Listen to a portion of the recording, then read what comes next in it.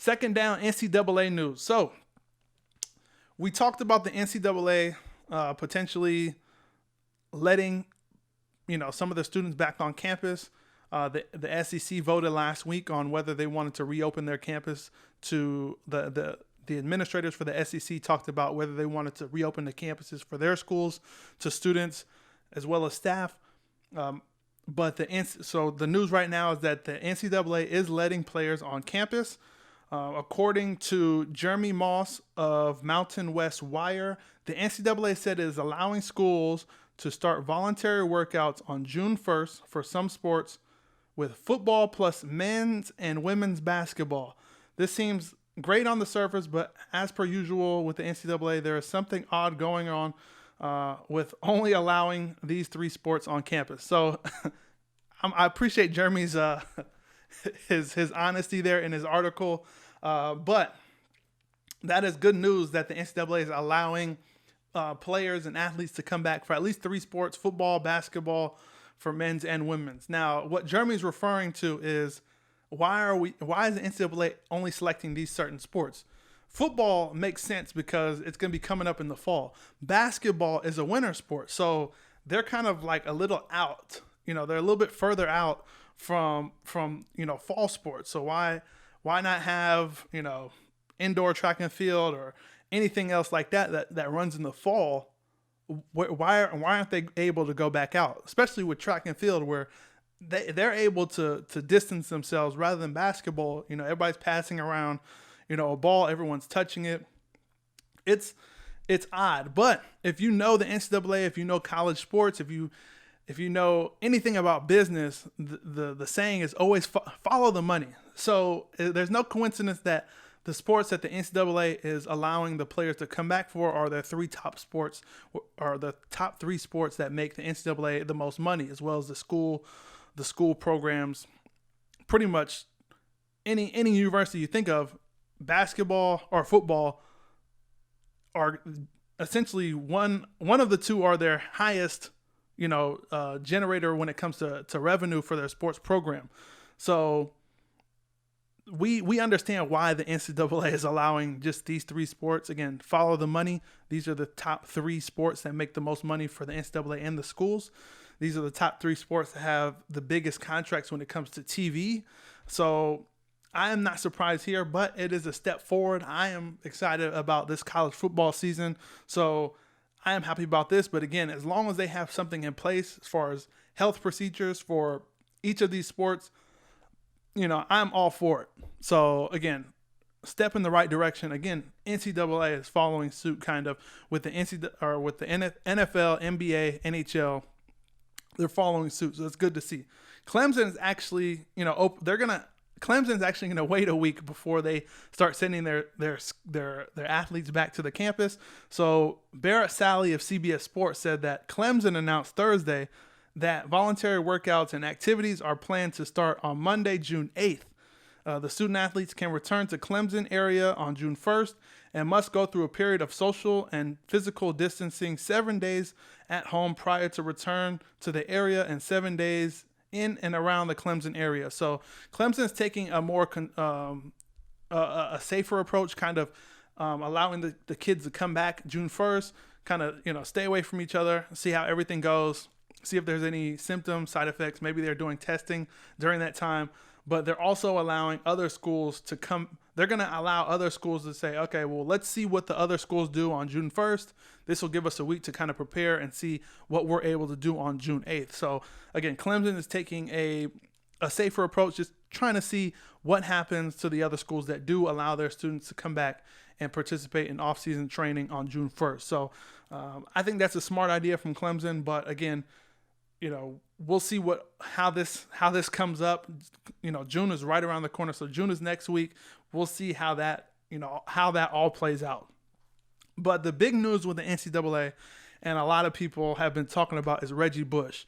Now, Reggie Bush, for all of you guys that don't know, he was the Heisman Trophy winner back in 2005, I believe, from USC, running back.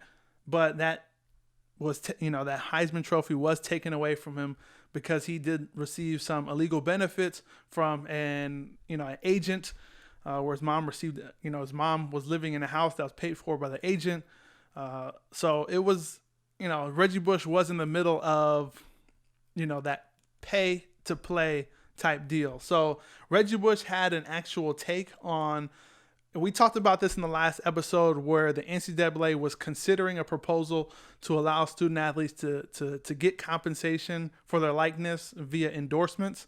But Reggie Bush had an interview with Playboy and gave his thoughts on that. And it actually got taken out of context. So before I read the actual quote of what he said, Reggie Bush's, articles were coming out. Reggie Bush doesn't want student athletes to get paid. Reggie Bush doesn't believe student athletes should get paid. Reggie Bush thinks it's a bad idea to give student athletes money. And off of face value, when I hear, certain headlines like that, and I know Reggie Bush wouldn't have said that, or there was more to it. I didn't want to, judge it based off of what was provided as the title.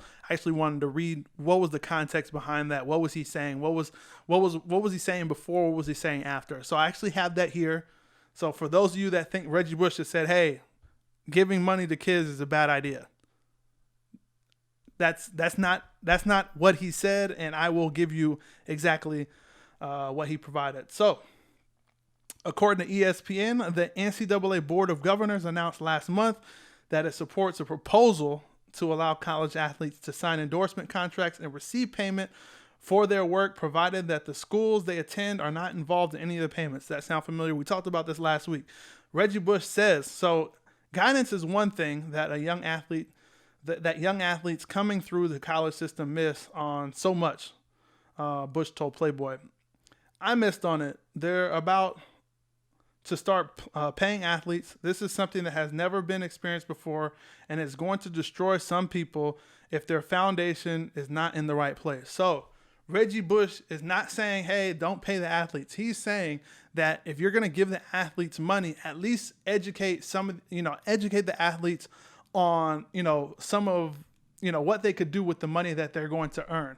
And this is something that's needed in general. This should be something that's taught in high schools as far as finance, what to do with your money, how not to go broke, how not to get this money, open a whole bunch of credit, and then be in debt your whole life type deal. Reggie Bush is talking about, when he says foundation, he's talking about a financial foundation. A lot of these guys that are playing sports don't have a foundation in finance, at least, from my standpoint, coming out of high school, I used to watch MTV Cribs. I used to watch, all these music videos, the guys with the, nice cars, big rims, big houses, then you're kind of in this chase mentality where you're trying to chase something that you're trying to be and show other people what you have when you don't really have it.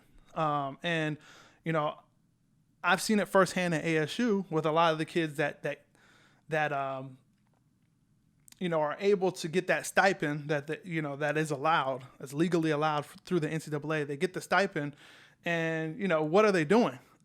Some of them are buying shoes, some of them are buying belts. Now, again, that's their money. Allow them to do that. But I could guarantee you that some of those guys that spend this money that they received legally from the schools on, educational expenses will definitely regret that some of the money that they're getting, they weren't using it wisely. You're a scholarship athlete. You're getting your expenses all paid for. There's no reason why you should be coming out of school in debt, because you don't have to have like a student loan or anything. Everything that you need is paid for. Transportation. You're living on campus. You could walk to the athletic department. Everything is pretty much set for these guys. And having a foundation there as far as, hey, if you're getting this type of money, this is what you should be doing. Now the NCAA needs to watch out for that as far as, mandatory, requiring schools to have like a financial advisor or somebody like that that's, managing the athletes' money. That I don't believe in. But at least giving them the education and the knowledge of, hey, these might be some good ideas to do with your money. You're allowed to do whatever you want, but at least we're providing you with some good options, some safe options to, And sure, if you don't go professional, you have something to start off with as soon as you graduate. So I get what Reggie Bush is saying. Again, it was taken out of context. Basically people were saying, Reggie Bush doesn't want doesn't want the student athletes to get paid. And that's far from the truth. I'm with Reggie Bush on this. At least have a foundation there. Thanks for stopping by. Make sure you guys hit that subscribe button for more fire sports takes. And for those of you who are on the go, make sure you subscribe to our full show, which airs every Thursday on Apple Podcasts, Google Podcasts, Spotify, and a bunch more. Until then, I'm chucking it up, and I'll see you guys next time.